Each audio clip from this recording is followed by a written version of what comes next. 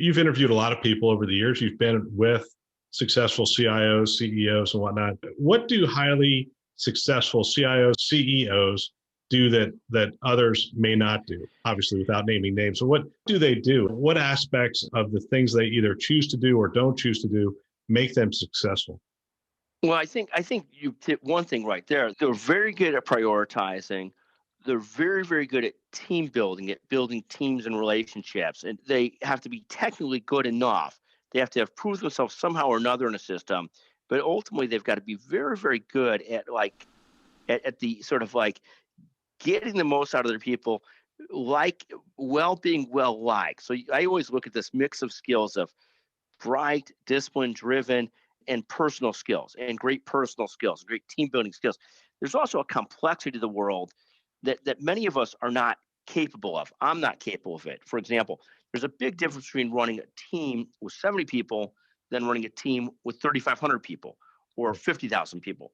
There's an ability to manage that kind of complexity that some people are capable of and some people are not. I don't view myself as personally capable of that. Others are very good at it. They see it well. They build teams well. They're able to manage all these different thoughts at one time and able to manage priorities. And I think the other part of all of this is there's an emotional maturity and emotional intelligence that comes with leadership that is absolutely critical to be able to be very good at this, to be very good as a leader, a CIO, a CEO, whatever it might be. There's an emotional centeredness.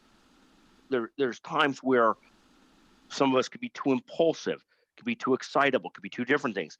And those could be very good qualities, but there has to be a centeredness to leadership as well. So there's a number of different skill sets that seem to go with it. And I think probably tying a lot of that together is there's a consistency of leadership. People have to know what they're getting every day. And sort of what we've seen this with fascinating role models. We've seen fascinating leaders or magnificent leaders that can't help themselves but be change agents and change jobs every 5 to 7 years.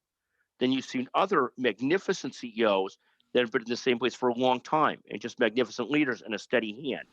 Nancy Agent at Carillion Clinic has now been there for some time, sort of a magnificent, steady leader and very supportive, very nurturing, very much a leader of people, not just excitement and the flavor of the day, but a serious leader for a serious period of time. And there's a consistency and a caring and a straightforwardness that come with being a great leader.